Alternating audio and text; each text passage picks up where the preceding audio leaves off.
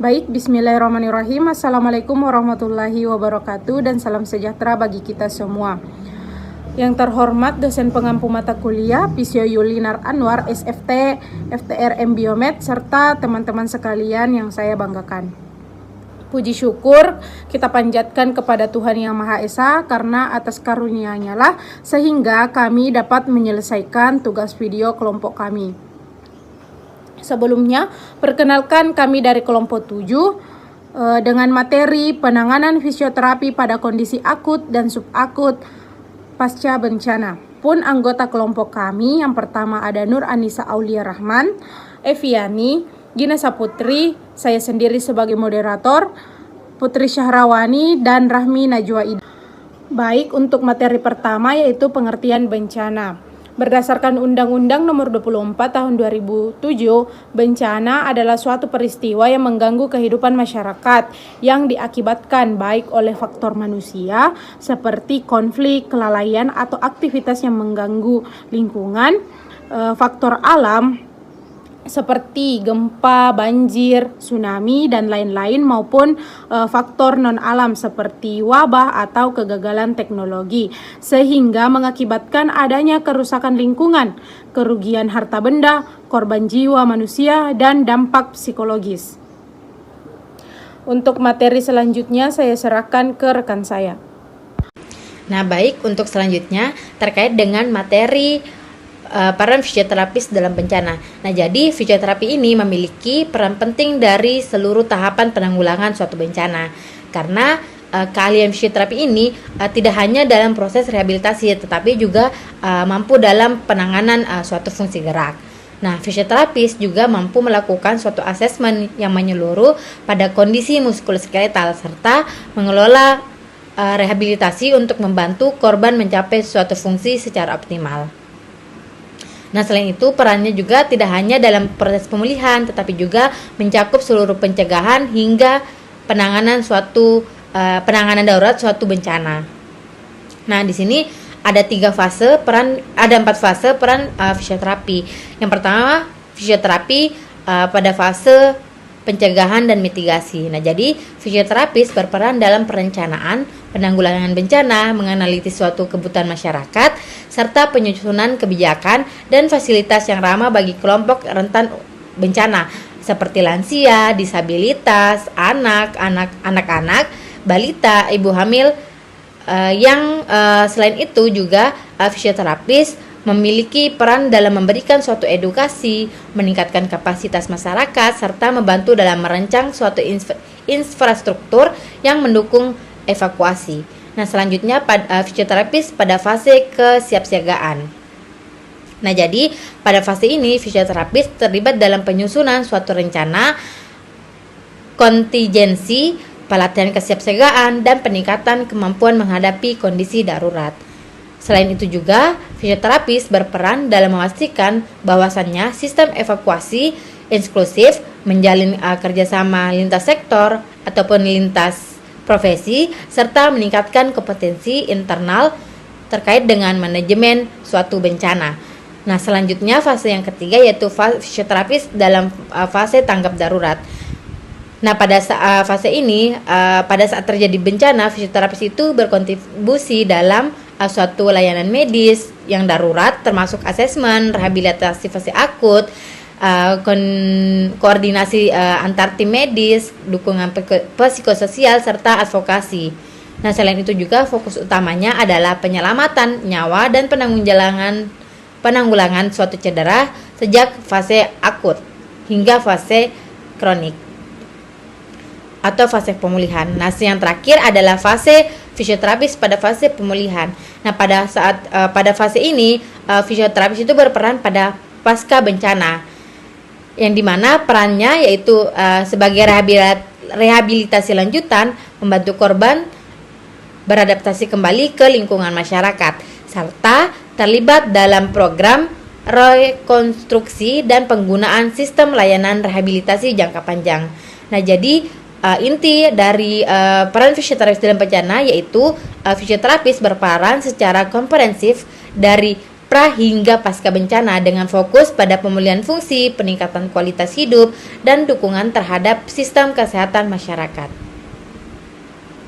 Baik, kita masuk pada materi peran fisioterapi dalam penanganan akut pasca bencana. Poin yang pertama itu ada asesmen dan triase. Jadi asesmen ini dia itu merupakan proses pemeriksaan kondisi pasien, sedangkan triase ini kita proses menentukan prioritas penanganan pasien.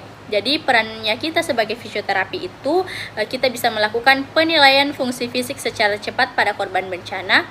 Yang kedua, mengidentifikasi apakah pasien mengalami keterbatasan gerak, kelemahan otot, gangguan pernapasan, dan risiko komplikasi. Serta menentukan kebutuhan rehabilitasi segera.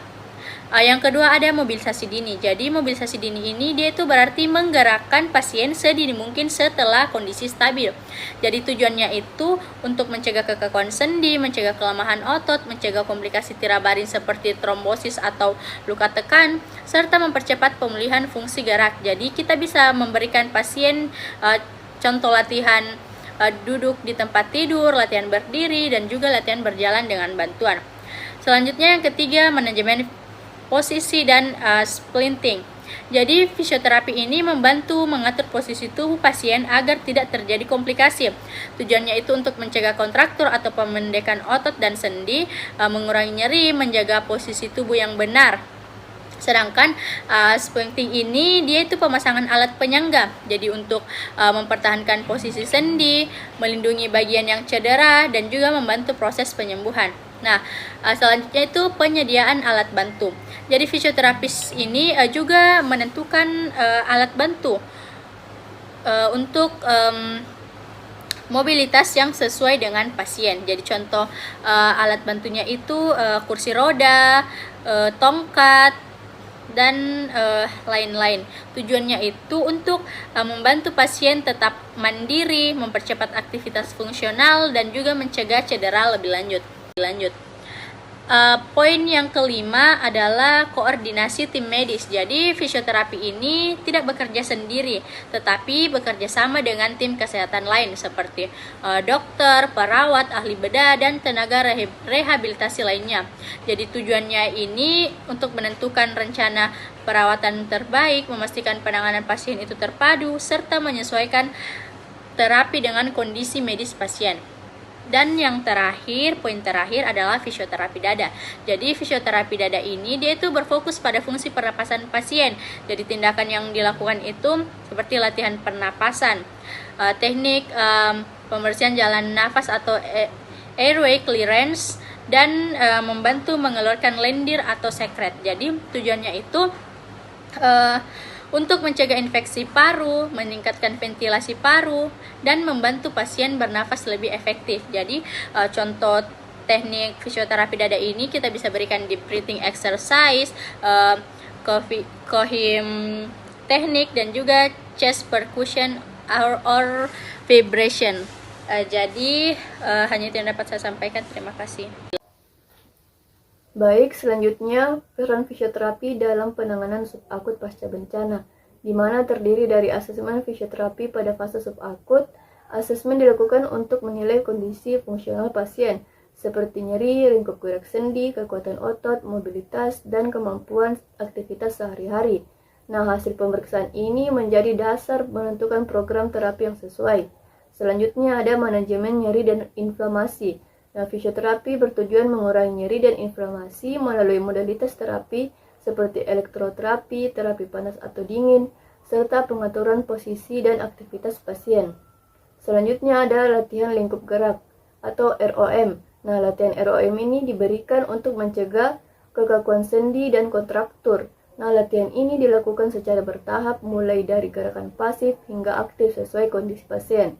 Selanjutnya, latihan penguatan otot. Nah, latihan penguatan dilakukan untuk mengembalikan kekuatan otot yang menurun akibat imobilisasi. Nah, latihan ini dimulai dari isometrik, kemudian dilanjutkan dengan latihan isotonik secara bertahap. Selanjutnya ada latihan mobilisasi dan ambulasi. Nah, latihan ini bertujuan untuk meningkatkan kemampuan bergerak pasien seperti duduk, berdiri, dan berjalan sehingga pasien dapat kembali mandiri. Selanjutnya ada latihan aktivitas fungsional dan ADL, di mana fisioterapi melatih pasien melakukan aktivitas sehari-hari seperti berpindah posisi dan perawatan diri untuk meningkatkan kemandirian. Selanjutnya ada manajemen edema dan jaringan lunak. Nah, penanganan edema ini dilakukan dengan elevasi, kompresi, latihan aktif, dan mobilisasi jaringan lunak untuk mengurangi pembengkakan dan mempercepat penyembuhan.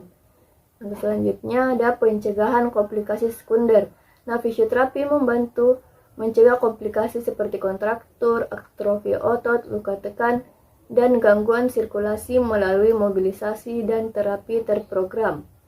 Yang ke-9 ada edukasi pasien dan keluarga, di mana pasien dan keluarga diberikan edukasi mengenai latihan mandiri, manajemen nyeri, posisi tubuh yang benar, dan menggunakan alat bantu.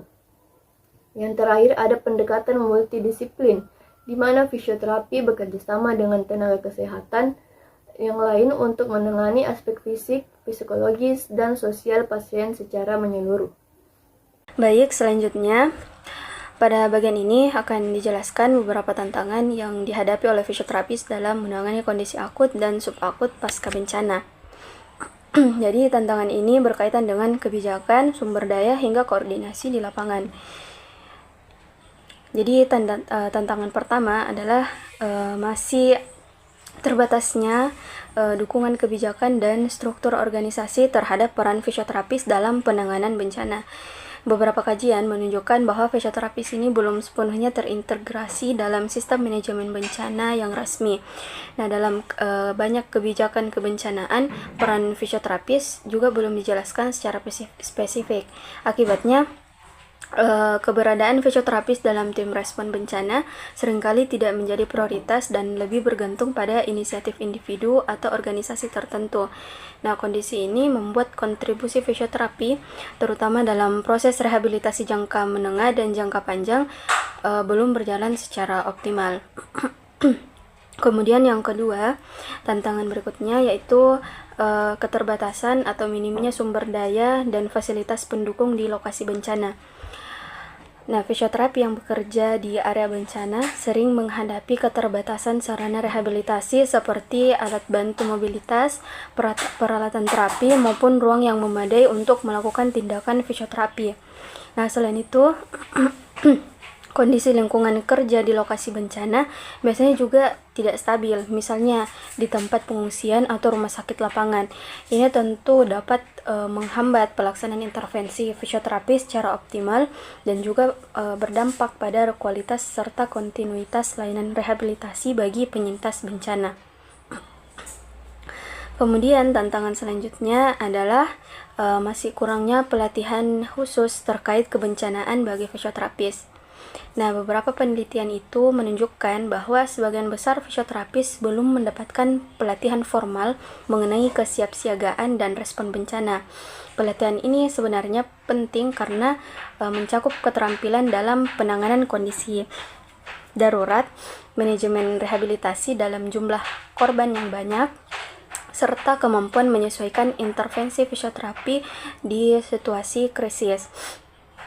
Akibatnya, kurangnya pelatihan tersebut, fisioterapis bisa mengalami kesulitan saat menghadapi kasus yang kompleks seperti trauma multiple, cedera berat, atau kondisi pasca bencana yang memerlukan pendekatan rehabilitasi khusus. Nah, kemudian keempat, keterbatasan jumlah dan distribusi tenaga fisioterapi. Nah, jumlah fisioterapis yang tersedia di daerah terdampak bencana seringkali tidak sebanding dengan jumlah korban yang membutuhkan rehabilitasi. Nah, selain itu, distribusi tenaga fisioterapi juga belum merata, terutama di daerah terpencil atau wilayah dengan akses yang sulit. Kondisi ini menyebabkan tidak semua penyintas bencana dapat memperoleh pelayanan fisioterapi yang memadai dan tepat waktu. Nah, akibatnya proses pemulihan fungsi dapat menjadi lebih lambat, bahkan berisiko meningkatkan kemungkinan terjadinya disabilitas jangka panjang serta menurunkan kualitas hidup korban pasca bencana. Nah, kemudian yang kelima, hambatan koordinasi dan kolaborasi antar profesi. Nah, dalam penanganan pasca bencana ini, kerjasama antar tenaga kesehatan itu sangat penting untuk memberikan pelayanan yang komprehensif kepada korban. Namun di lapangan biasanya fisioterapis sering menghadapi kendala dalam koordinasi dengan tenaga kesehatan lain. Nah, ini disebabkan oleh sistem komunikasi yang belum terstruktur dengan baik, serta kurangnya pemahaman profesi kesehatan lain mengenai peran dan kompetensi fisioterapis. Nah, akibatnya fisioterapis terkadang kurang dilibatkan dalam perencanaan perawatan pasien. Nah, kondisi ini dapat mengurangi efektivitas pelayanan rehabilitasi serta mengganggu kesinambungan perawatan pasien.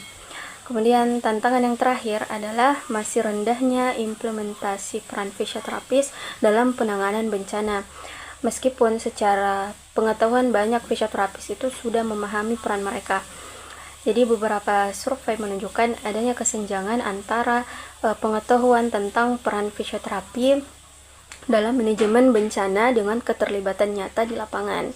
Ini dapat dipengaruhi oleh kurangnya kesempatan untuk terlibat secara langsung, keterbatasan kebijakan yang mendukung, serta minimnya program pengembangan kapasitas profesional secara berkelanjutan. Nah, akibatnya potensi fisioterapis dalam membantu proses pemulihan penyintas bencana belum dimanfaatkan secara maksimal. Ya, mungkin sekian materi dari saya. Selanjutnya kami serahkan kepada moderator. Adapun kesimpulan dari materi kami kali ini yaitu bencana merupakan peristiwa yang berdampak luas terhadap kehidupan masyarakat, baik dari aspek fisik, psikologis, sosial maupun lingkungan, serta melampaui kemampuan individu dan komunitas untuk menanganinya secara mandiri. Fisioterapis memiliki peran strategis dalam seluruh siklus manajemen bencana, mulai dari fase pencegahan dan mitigasi, kesiapsiagaan, tanggap darurat, hingga fase pemulihan. Keunggulan fisioterapi terletak pada fokusnya terhadap fungsi gerak dan kemandirian individu, sehingga mampu berkontribusi dalam perencanaan evakuasi yang inklusif, peningkatan kapasitas kelompok rentan, rehabilitasi fase akut, serta pemulihan fungsi jangka menengah. Baik, itulah materi dari kelompok kami. Apabila ada kesalahan, mohon dimaafkan. Wabillahi taufiq wal hidayah. Wassalamualaikum warahmatullahi wabarakatuh.